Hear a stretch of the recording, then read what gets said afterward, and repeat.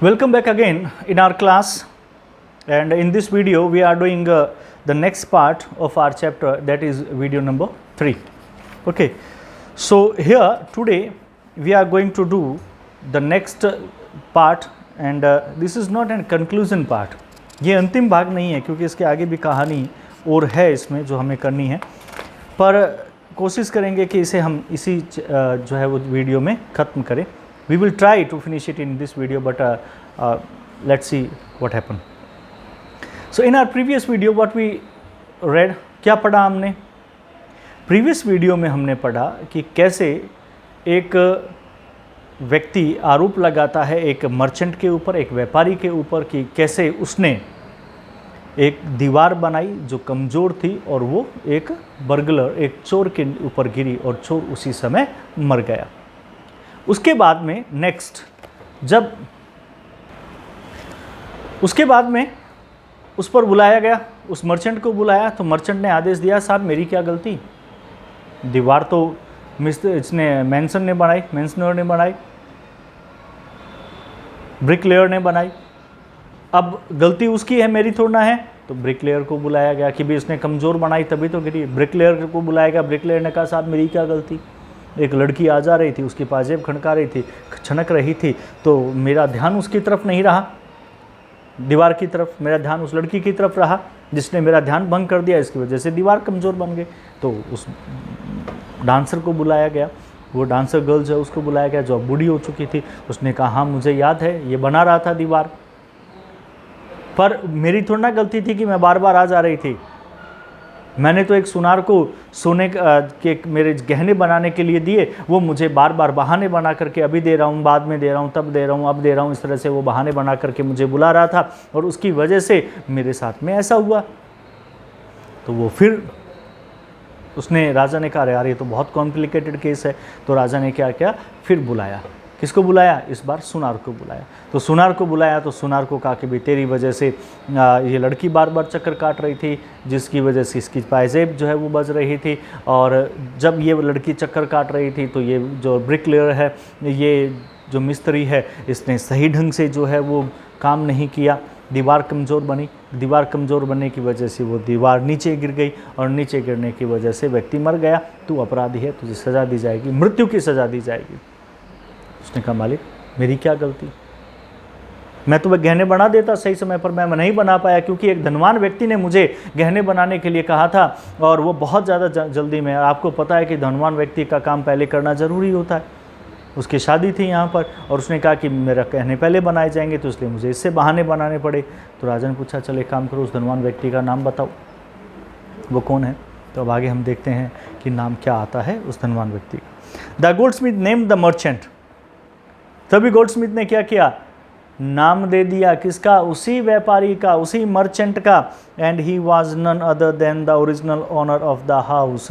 और वो कोई नहीं था, किसके सिवा, जो ओरिजिनल ओनर है, वास्तविक जो मालिक है जिस घर का, जिसकी दीवार गिरी, उसी का नाम उसने बता दिया कि इसने मुझे कहा था देने के लिए. हुज वॉल हैज फॉलन, जिसकी दीवार गिरी थी. Now justice had come full circle. अब जस्टिस जो है वो पूरा सर्किल पे आ गया, जहाँ से शुरू हुआ, जिसके ऊपर आरोप लगाया गया, वहीं से घूमता हुआ वापस उसी के ऊपर आ गया. दो the king back to the merchant. और इस तरह से राजा वापस उस व्यापारी के पास में गया. When he was rudely summoned back to the court, जब उसे बहुत ही रूडली, बहुत ही कठोरता से जो है वो बुलाया गया उस कोर्ट के अंदर, he arrived crying. वो रोता हुआ आया. It wasn't me but my father who ordered the jewelry. उसने कहा कि ये और कोई नहीं, साहब मेरे पिता थे जिसको ऑर्डर दिया गया था, जिन्होंने ऑर्डर दिया ज्वेलरी के लिए, मैंने तो नहीं दिया, मेरे पिता ने दिया था. ही इज़ डेड, वो मर चुके हैं. आई एम इनोसेंट, मैं तो मासूम हूँ, मैंने कुछ नहीं किया. वो ऑर्डर मेरे पिता के पास आया था, मेरे पिता ने जो है वो कहा था इस को गहने बनाने के लिए, वो ऑर्डर मेरे पिता ने दिया था, तो वो उनकी गलती थी और वो इसमें है नहीं दुनिया में, वो तो मर चुके हैं. तो राजा ने देखा, अरे यार जिस आदमी ने आदेश दिया वो तो मर गया, तो अब कैसे न्याय किया जाएगा. But the Kings consulted his minister.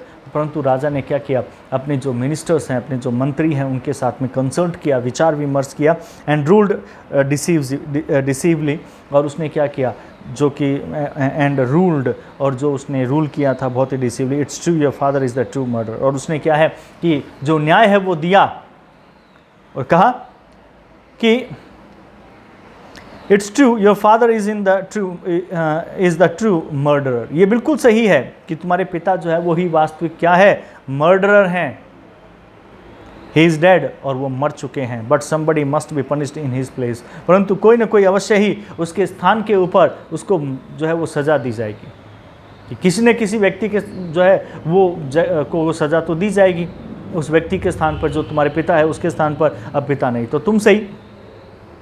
You have inherited everything from that criminal father of yours, तुमने क्या है इनहेरिट, यानी कि तुम जन्मजात जो है वो हर चीज़ प्राप्त करने वाले हो, everything from that criminal father, वो तुम्हारे अपराधी पिता से तुम हर चीज़ जन्मजात प्राप्त कर रहे हो, ठीक है, जो कि तुम्हारी है।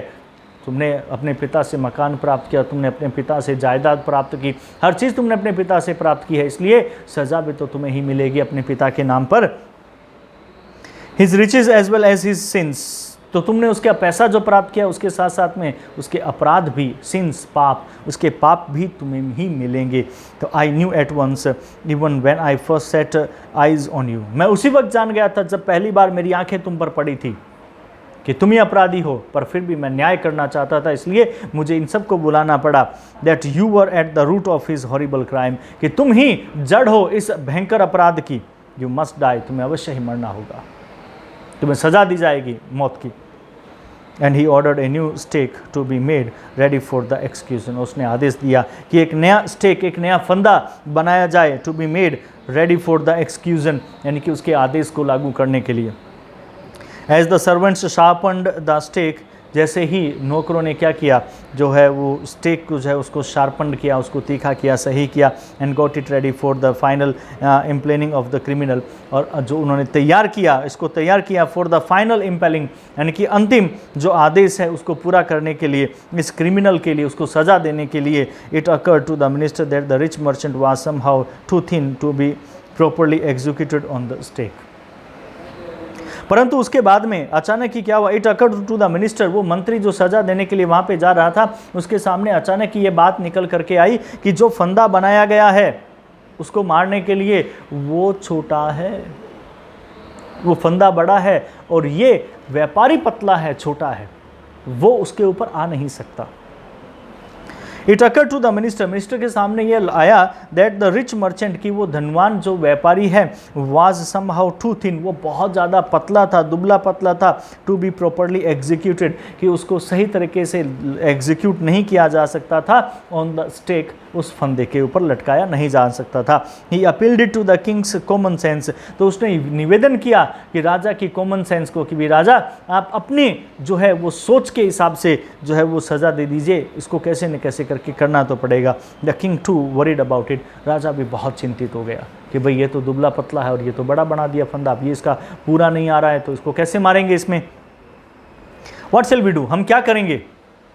ही सेड, उसने कहा, when suddenly it struck him that all they needed to do was to find a man fat enough to fit the stake. तो उसके बाद में अचानक ही उसके दिमाग में एक विचार आया, सडनली इट स्ट्रक हिम, अचानक ही उसके दिमाग में विचार आया कि all they needed to do, जो कुछ भी उन्हें करने की आवश्यकता थी, वॉज टू फाइंड, वो ये थी कि उन्हें तलाश करना था एक ऐसे व्यक्ति को जो पर्याप्त रूप से मोटा हो, टू फिट द स्टेक, जो इस फंदे में पूरा आ जाए। The servants were immediately sent all over the town, जो नौकर है उन्हें तुरंत पूरे कस्बे के अंदर भेज दिया गया कि ऐसे व्यक्ति को ढूंढ करके लाओ जो मोटा हो और इसमें पूरी तरह से फिट आ जाए। लुकिंग फॉर ए मैन, एक ऐसे व्यक्ति की तलाश के लिए, who would fit the stake, जो इस स्टेक में पूरी तरह से क्या हो जाए, फिट हो जाए। तो सब गए ढूंढने के लिए उसे। And their eyes fell on the disciple, अब देखो कहाँ से कहाँ तक पहुँच गई बात, और उनकी आंखें कहाँ गिरी, उस शिष्य के ऊपर जो अपने गुरु के साथ आया था और जो लालच उस वहीं पर रुक गया था, और गुरु ने कहा था आवश्यकता नहीं है। तो उस डिसिपल, उस शिष्य के ऊपर नजरें गिरी, who had fattened himself for months of on bananas, कि जिसने क्या किया, अपने आप को मोटा कर लिया था महीनों बनानाज ही बनानाज खा करके, केले ही केले खा करके उसने अपने आप को मोटा कर लिया था। एंड राइस और चावल एंड व्हीट, गेहूं एंड घी, और घी खा खा करके वो काफ़ी मोटा हो गया था। तो अब वो इतना मोटा हो गया कि वो उसमें फंदे में पूरा आ सकता था। तो उसको बुला लिया गया कि भी हाँ ये बिल्कुल सही है, इसे ले चलो। What have I done wrong? उसने आते ही कहा कि मालिक मैंने क्या गलत किया है? आई एम इनोसेंट, मैं तो बहुत मासूम हूँ। आई एम अ सन्यासी, मैं एक सन्यासी हूँ। ही क्राइड, वो जोर से चिल्लाया। दैट मे बी ट्रू, राजा ने कहा हाँ ये बिल्कुल सही हो सकता है, but it's the royal decree, परंतु ये तो शाही आदेश है। That we should find a man fat enough to fit the stake, कि हमें एक ऐसे व्यक्ति को ढूंढना था जो काफ़ी ज़्यादा क्या है, मोटा हो, और जो स्टेक के अंदर, उस फंदे के अंदर पूरी तरह से फिट हो जाए। हमें ऐसे व्यक्ति को ढूंढना था और तुम मिल गए, तुम बिल्कुल सही हो। दे सेड, उन्होंने कहा, and carried him to the place of execution, और वो जो जहाँ पर सज़ा देनी थी उस स्थान के ऊपर वो उसे वहाँ ले गए। He remembered his wise guru's words, तभी उसे अपने बुद्धिमान गुरु के शब्द जो है वो याद आ गए। This is a city of fools, उसने कहा कि ये मूर्खों का शहर है। उसके गुरु ने कहा था ये मूर्खों का शहर है बेटा। You don't know what they will do next, तुम नहीं जानते कि अगले क्षण वो क्या करेंगे। While he was waiting for death, जबकि अब वो अपनी मृत्यु का इंतज़ार कर रहा था, क्योंकि उसे जा कर के डाल दिया गया जेल के अंदर कि भाई इसे जो है वो लटकाया जाएगा उस व्यक्ति के स्थान पर, ये पूरा आएगा इस फंदे के अंदर। अब वो इंतज़ार कर रहा था अपने क्या, मौत का। तो इसी दौरान ही prayed to his Guru in his hurt, उसने अपने हृदय से अपने गुरु को याद किया कि गुरु बचा लो, मर गया, आपने सही कहा था। Asking him to hear his cry, और उसने निवेदन किया कि गुरु, मेरे मालिक, मेरी इस रोने को सुनो, मेरी इस पुकार को सुनो। वेयर एवर ही वॉज, जहाँ कहीं भी वो था। द गुरु सा एवरीथिंग इन अ विजन, गुरु के अंदर इतनी ताकत थी कि वो क्या कर सकते थे, वो हर चीज़ अपने दृष्टि के अंदर देख सकते थे। उन्होंने देख लिया कि उनका शिष्य रो रहा है। ही हैड मैजिक पावर्स, उनके पास जादुई शक्तियाँ थी। ही कुड सी फार, वो बहुत दूर दूर चीज़ें देख सकते थे। And he could see the future, और वो भविष्य को भी देख सकते थे। As he could see the present and the past, जैसे कि वो वर्तमान और भूतकाल को भी देख सकते थे। ही अराइव्ड एट वंस, वो उसी वक्त पहुंच गए वहाँ पर। टू सेव हिज डिसिपल, अपने शिष्य को बचाने के लिए तुरंत पहुँच गए वो अपने शिष्य को बचाने के लिए। Who had got himself in such a scrap through love of food, जिसने अपने आप को एक बहुत बुरी स्थिति में डाल दिया था थ्रू लव ऑफ फूड, बस केवल किसके माध्यम से, भोजन को प्रेम करने के माध्यम से। अगर वो ज़्यादा भोजन नहीं करता तो वो मोटा नहीं होता, और मोटा नहीं होता तो उसे ले जाया नहीं जाता। पर यहाँ पर क्या था, यहाँ पर उसने खूब खाया और मोटा हो गया, और वो इतना मोटा हो गया कि उसके ऊपर नज़रें गिरी और वो बिल्कुल सही साबित हुआ वहाँ पर लटकाने के लिए, तो उसे सज़ा के तौर पर ले जाया गया। आगे उसके गुरु से बचाने के लिए आ गए। जब उसके गुरु से बचाने के लिए आए तो क्या गुरु ने बचा पाए, या गुरु को भी लटका दिया गया, या गुरु को भी सज़ा दे दी गई, क्योंकि मूर्खों का जो है वो राजा था, मूर्ख राजा था। या फिर गुरु ने बचा लिया, कैसे बचाया अगर बचाया तो, और अगर गुरु को सज़ा दी गई तो कैसे दी गई, ये हम आगे के चैप्टर में, इस चैप्टर में आगे हम करेंगे, जो कि हम अगले वीडियो के अंदर हम करेंगे। ठीक है, तब तक के लिए शुभ दिन। God bless you and thank you.